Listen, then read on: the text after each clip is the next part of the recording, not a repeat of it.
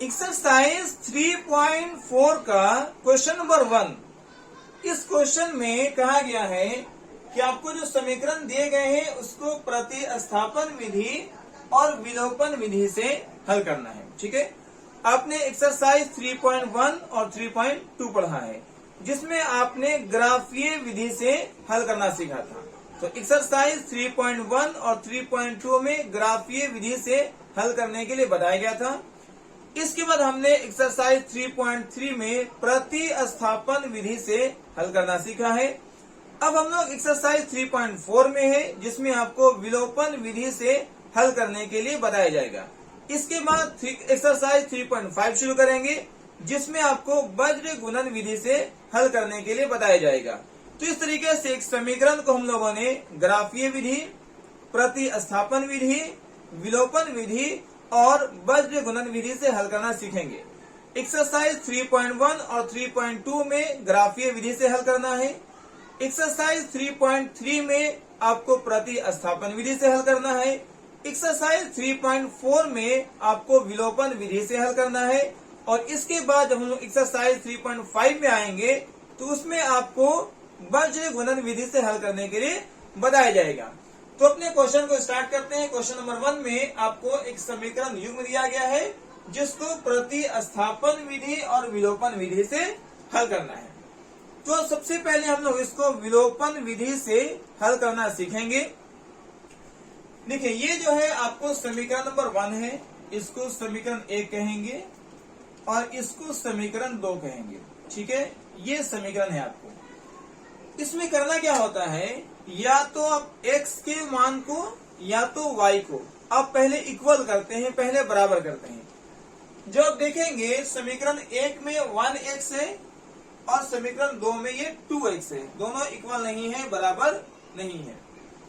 इसी तरीके से यहाँ पर 1y है और यहाँ पर माइनस में 3y है, ये भी बराबर नहीं है। तो बराबर करने के लिए आपको क्या करना है, आप x को भी बराबर कर सकते हैं या y को भी बराबर कर सकते हैं। आज हम लोग पहले y को बराबर करना सीखेंगे। अब कैसे बराबर होगा, इसके लिए क्या करेंगे, यहाँ पर जो है आपको गुना का चिन्ह लगाना है इस तरीके से। ठीक है, और अगर आप y को बराबर करते हैं तो समीकरण 2 में y के पहले जो संख्या है, समीकरण 2 में y के पहले जो संख्या है 3, इसको समीकरण 1 में गुना करना है। इसी तरीके से समीकरण 1 में y के पहले जो संख्या है, अगर यहाँ पर कोई नहीं है तो यहाँ पर 1 है, इसको समीकरण 2 में गुना कर देना है। ठीक है जी, क्या किया गया, समीकरण 2 के y के पहले की संख्या को समीकरण 1 में गुना किया गया और समीकरण 1 के y के पहले की संख्या को समीकरण 2 में गुना किया गया। ठीक है, इससे जो है आपके y का मान बराबर आएगा। अगर कोई स्टूडेंट चाहता है कि सर हम x के मान को बराबर करें तो उसके लिए क्या करना होगा, यही सेम सा जो है रूल लगेगा। क्या लगेगा, समीकरण 2 में x के पहले जो संख्या है, समीकरण 2 के x के पहले की संख्या जो है इसको समीकरण 1 में गुना करेंगे और इसी तरीके से समीकरण 1 में x के पहले जो संख्या है इसको समीकरण 2 में गुना कर देंगे। ठीक है, इससे आपको x का मान बराबर आ जाएगा। तो आपको क्या करना है, अगर आप y बराबर करना चाहते हैं तो 2 वाले को 1 में गुना करना है और 1 वाले को 2 में गुना करना है, इससे y बराबर आ जाएगा। अगर आप x बराबर करना चाहते हैं तो समीकरण 2 वाला जो x का पहले संख्या है इसको समीकरण 1 में गुना करेंगे और समीकरण 1 में x के पहले जो संख्या है इसको 2 में गुना करेंगे, इससे x का मान बराबर आ जाएगा। तो यहाँ पर सबसे पहले आपको y को बराबर करना बताया जा रहा है। ठीक है, तो हम लोग जो है इसको इरेज कर देते हैं, मिटा देते हैं और y को बराबर करना सीखते हैं। ठीक है, कैसे बराबर करेंगे, इस 3 को x के साथ गुना करना है तो ये 3x हो जाएगा, प्लस 3 को y से गुना करेंगे ये 3y हो जाएगा, बराबर इस 3 को 5 से गुना करेंगे, ये 15 हो जाएगा। इसी तरीके से 1 से 2x को गुना करेंगे, 2x बन जाएगा, माइनस 1 से 3y को गुना करेंगे, ये 3y बन जाएगा, इज इक्वल टू 1 से 4 को गुना करेंगे, ये 4 बन जाएगा। ओके, अब देखें यहां पर क्या है, जो y है वो दोनों अब 3y इक्वल आ गया है, बराबर आ गया है। तो पहले आपको नोटिस ये करना है कि बराबर है या नहीं। अगर बराबर है तो फिर ये देखना है क्या दोनों के साइन, दोनों के चिन्ह जो है समान है या विपरीत है, एक ही चिन्ह है या अलग अलग चिन्ह है। अगर अलग अलग चिन्ह है तो आपको यहाँ पर चिन्ह बदलने की जरूरत नहीं है। अगर समान चिन्ह होंगे, सेम साइन होंगे, तो आपको नीचे वाले को साइन चेंज करना रहेगा। तो अभी जो आप बना रहे हैं इसमें दोनों 3y है और साथ ही एक प्लस में है, एक माइनस में है। तो अब यहाँ से चिन्ह बराबर नहीं करना, चिन्ह जो है आपको विपरीत नहीं करना है। तो आप लिखेंगे समीकरण 1 और समीकरण 2 को क्या करेंगे, ऐड कर देंगे। तो ऐड तब करेंगे जब दोनों का चिन्ह विपरीत होगा, और अगर समान होगा तो अब क्या करेंगे, उसको घटाव करेंगे, मतलब 1 और 2 को घटाने पर। ठीक है जी, तो ऐड कर रहे हैं जिससे आपको प्लस में 3y माइनस में 3y कट जाएगा। ये बचा 3x प्लस 2x, ऐड करेंगे तो क्या बन जाएगा, 5x। ठीक है, बराबर में 15 में 4 जोड़ेंगे तो आपको आ जाएगा 19, और x का जो मान है वो 19 और बटा में 5 है। ये x का मान आपका आ चुका है। ओके, इस x के मान को या समीकरण 1 या समीकरण 2 कहीं भी रख सकते, दोनों से आंसर आता है। जो आसान सा समीकरण आपको दिखता होगा आप उसी में रख लेंगे। तो यहाँ लिखेंगे, चूंकि हमारा समीकरण 1 बड़ा सिंपल सा समीकरण है, तो लिखेंगे x का मान समीकरण 1 में रखने पर, x का मान समीकरण 1 में रखने पर,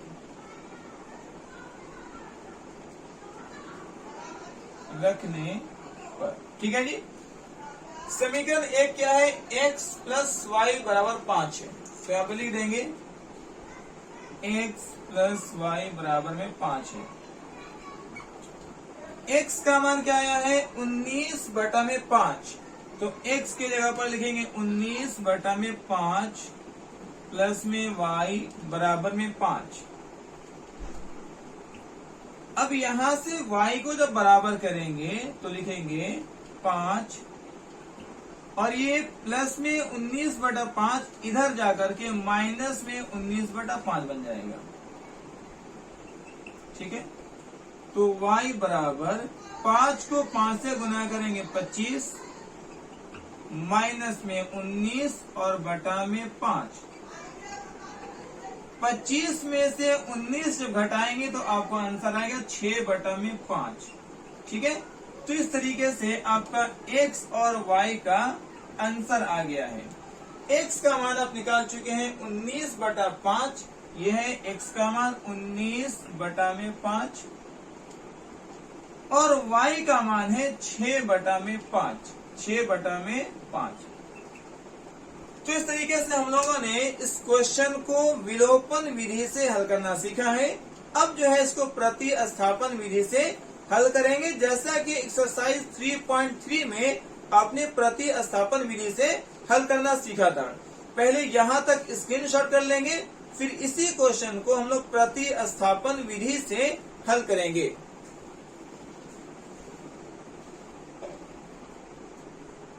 अब इस क्वेश्चन को हम लोग प्रतिस्थापन विधि से हल करेंगे।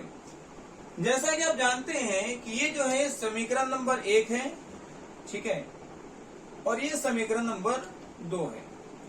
आपको बताया गया था कि आप समीकरण 1 से भी हल कर सकते हैं और समीकरण 2 से भी हल कर सकते हैं। तो हम लोग समीकरण 1 से हल कर रहे हैं, तो लिखेंगे समीकरण 1 से, समीकरण 1 से। ओके, समीकरण 1 में दिया हुआ है x plus y is equal to 5। x के मान को बराबर करेंगे तो लिखेंगे x बराबर, बराबर के बाद में 5 पहले है तो लिखेंगे 5, और y जो है वो प्लस से इधर माइनस में चला जाएगा, तो ये आपका x का मान बन गया है 5 माइनस y, जिसको समीकरण 3 कहेंगे। ठीक है, क्या किया गया है, समीकरण 1 से हल कर रहे हैं तो समीकरण 1 को लिखा गया है x प्लस वाई बराबर 5। ठीक है, x को बराबर कर रहे हैं तो लिखेंगे x बराबर, बराबर के बाद 5 है तो 5 लिखेंगे, और प्लस y बराबर के दूसरी तरफ जाकर के बन जाएगा माइनस y। अब क्या है, इस x के मान को आपको समीकरण 2 में रखना है, क्योंकि आपको बताया गया है कि जब आप समीकरण 1 से हल करेंगे तो जो मान आएगा, जो वैल्यू आएगा, उसको समीकरण 2 में रखना पड़ता है। तो हम लोग लिखेंगे x का मान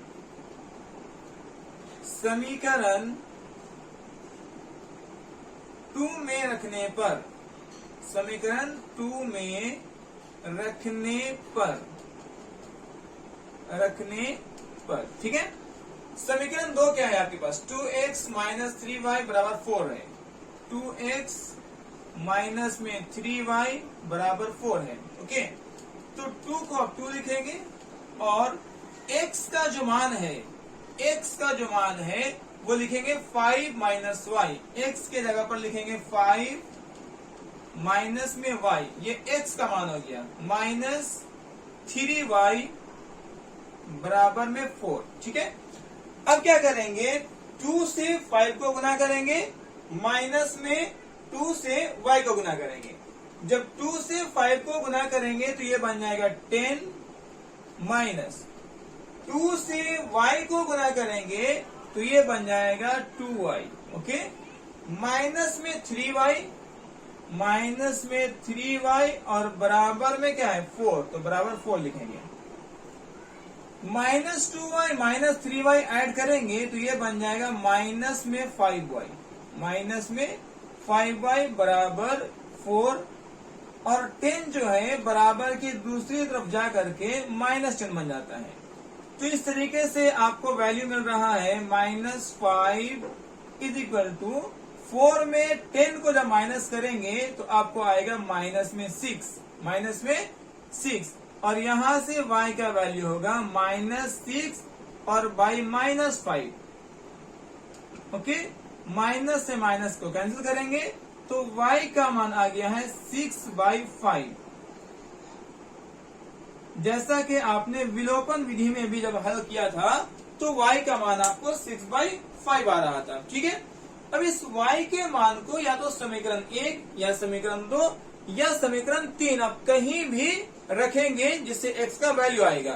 तो जो सबसे आसान सा समीकरण है समीकरण नंबर 3, आप उसमें रखेंगे तो लिखना है y का मान समीकरण 3 में रखने पर, y का मान समीकरण 3 में रखने पर। ठीक है जी, समीकरण 3 है आपके पास x बराबर 5 माइनस y। क्या है, x बराबर में 5 माइनस y, तो 5 का 5 हो जाएगा। ठीक है, माइनस y का मान है 6/5। क्या है आपको 6/5। ठीक है, 5 को 5 से जब गुना करते हैं तो 25 आएगा, माइनस में 6 और बाई 5। 25 में जब 6 को माइनस करेंगे तो ये बन जाएगा 19/5, जो x का मान आया है, और यही मान आपको विलोपन विधि में भी आया था। तो इस तरीके से हम लोगों ने क्वेश्चन नंबर 1 का विलोपन विधि और प्रतिस्थापन विधि से हल करना सीखा है। आप इसको स्क्रीनशॉट कर लीजिए, फिर हम लोग क्वेश्चन नंबर 1 के सेकेंड वाले क्वेश्चन को सॉल्व करेंगे। जैसा कि क्वेश्चन नंबर 1 में आपको 4 सवाल 4 क्वेश्चंस दिए गए हैं, और चारों को ही दोनों विधि से, प्रतिस्थापन विधि से और विलोपन विधि से हल करना है। हमने क्वेश्चन नंबर 1 के फर्स्ट वाले क्वेश्चन को दोनों विधि से हल करना सीखा है। इसी तरीके से बारी बारी से क्वेश्चन नंबर 2, 3, 4 को भी दोनों विधि से हल करके आपको बताया जाएगा। अब यहां तक जो है पहले स्क्रीनशॉट कर लीजिए। क्वेश्चन नंबर 1 का सेकेंड क्वेश्चन, इसमें दिया हुआ है 3x + 4y = 10, 2x - 2y = 2। इसको जो है पहले हम लोग विलोपन विधि से हल करेंगे और उसके बाद प्रतिस्थापन विधि से हल करेंगे। आइए सबसे पहले हम लोग इसको विलोपन विधि से हल करते हैं। ये आपको समीकरण नंबर 1 है और ये समीकरण नंबर 2 है।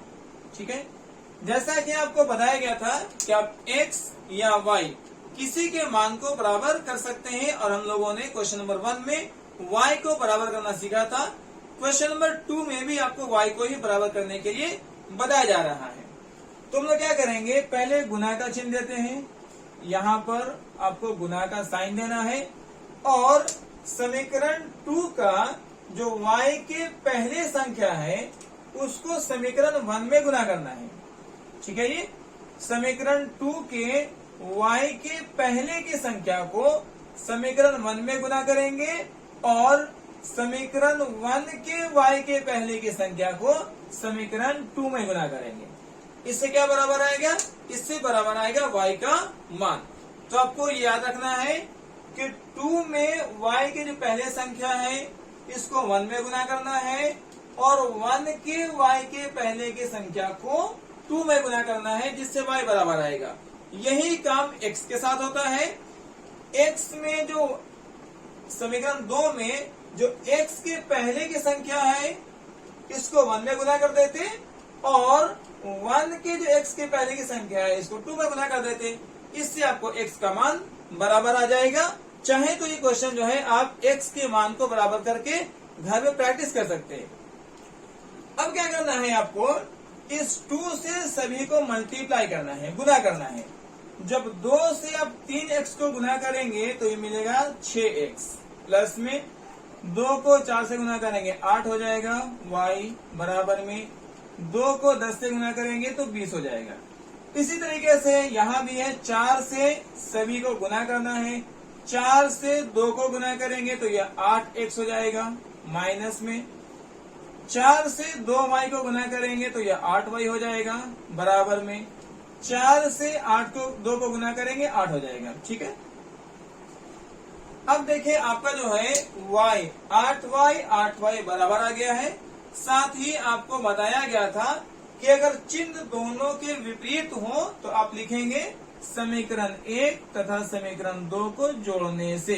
ठीक है, यहाँ जोड़ना है तो क्या करेंगे, ये plus 8y minus 8y cut जाएगा और 6 और 8 को जोड़ेंगे तो ये बन जाएगा 14x। ठीक है, 6x 8x बन जाएगा 14x, बराबर में 20 और 8 को जोड़ेंगे तो ये बन जाएगा 28। यहाँ से x का मान निकालना है, x बराबर ये 28 है और बटा में ये 14 आएगा तो 14 का पहाड़ा में 28 जो है 2 बार में कटता है। इस तरीके से x का मान आपका 2 आ चुका है। ठीक है, अब इस x के मान को समीकरण 1 या समीकरण 2 कहीं भी रख सकते हैं, जो आपका सबसे आसान सा समीकरण दिखता होगा उसमें रखेंगे। तो हम लोग जो है यहाँ पर अब समीकरण 1 में रख रहे हैं, तो लिखेंगे x का मान समीकरण 1 में रखने पर, क्या लिखना है, x का मान समीकरण 1 में रखने पर। समीकरण 1 है 3x + 4y बराबर में 10, तो लिखेंगे यहाँ पर 3x प्लस में 4y बराबर में 10 है। ठीक है, 3 के लिए 3 होगा, इंटू x का मान आपको आया है 2, तो यहाँ पर 2 लिखना है, प्लस में 4y बराबर में 10 है। जब दोनों को मल्टीप्लाई करेंगे 6 आ जाएगा, 6 प्लस में 4y बराबर में 10 है। ठीक है, 4y को जब इक्वल करते हैं 4y बराबर में 10 और प्लस 6 इधर जाकर के बन जाएगा -6, तो इस तरीके से 4y का वैल्यू आ रहा है 10 - 6 4 आ जाएगा, तो y का वैल्यू होगा 4 और ये y में 4 से 4 1 टाइम में कट जाएगा। इस तरीके से आपका x और y का मान आ चुका है, x बराबर में 2 और y बराबर में 1। तो हम लोगों ने क्वेश्चन नंबर फर्स्ट के सेकेंड वाले क्वेश्चन को विलोपन विधि से हल करना सीखा है। अब हम लोग इसको प्रतिस्थापन विधि से हल करेंगे। यहाँ तक जो है आप स्क्रीनशॉट कर लीजिए, फिर हम लोग इसी क्वेश्चन को प्रतिस्थापन विधि से हल करेंगे।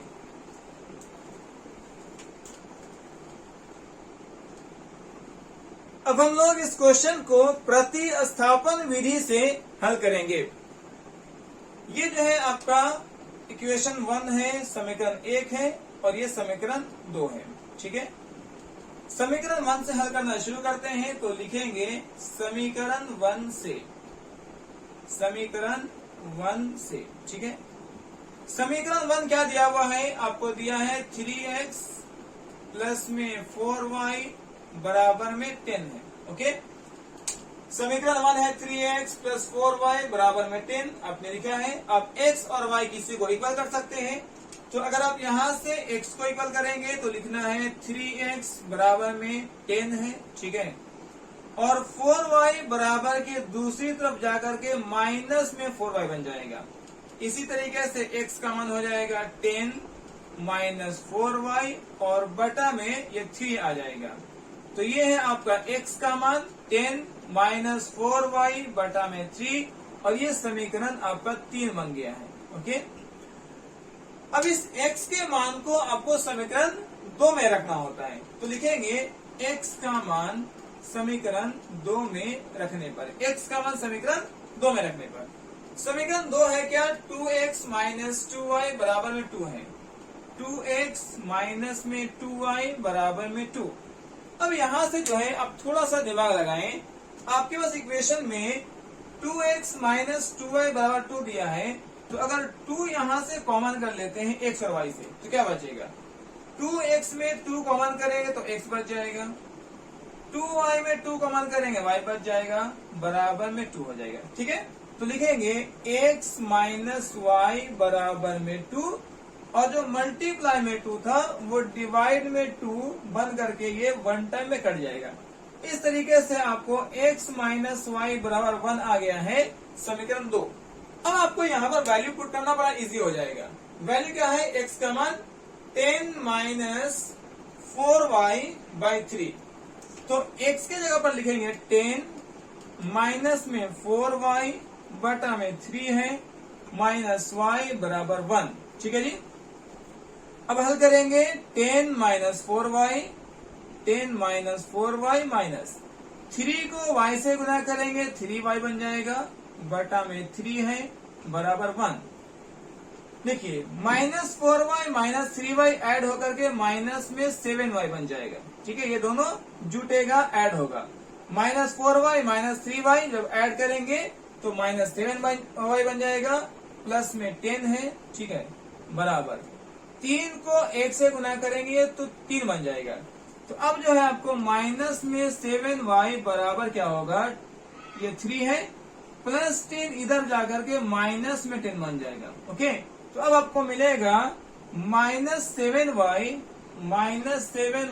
बराबर 3 में से जब 10 को घटाएंगे तो ये माइनस में 7 आएगा, माइनस 7 आएगा। ठीक है जी, तो y बराबर होगा माइनस 7 और y माइनस में 7, माइनस माइनस कट जाएगा, 7 7 1 टाइम में कट जाएगा।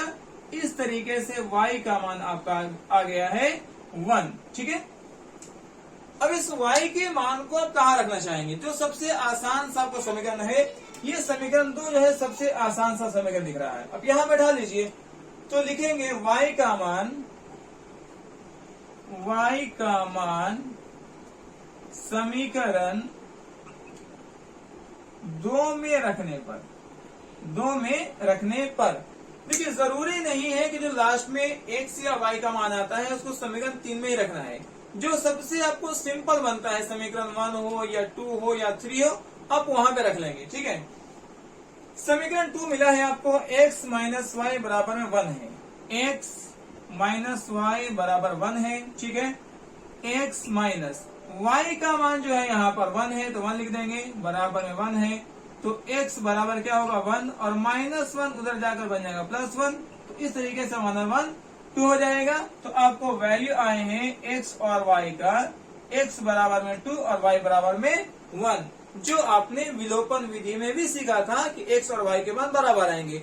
हमेशा याद रखिए विधि चेंज होने से आपको मेथड चेंज होने से आंसर में कोई फर्क नहीं आता, आंसर सेम आता है। ठीक है, और आपको ये चेक भी है कि आपका आंसर सेम आ रहा है कि नहीं।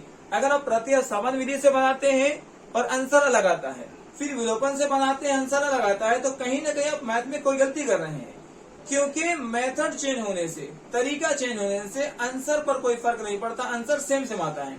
तो इस तरीके से हम लोगों ने क्वेश्चन नंबर 2 को सॉल्व किया है, 1 के सेकंड क्वेश्चन को सॉल्व किया है। आप यहाँ तक स्क्रीनशॉट कर लीजिए, फिर हम लोग क्वेश्चन नंबर 1 के तीसरे और चौथे क्वेश्चन को सॉल्व करेंगे।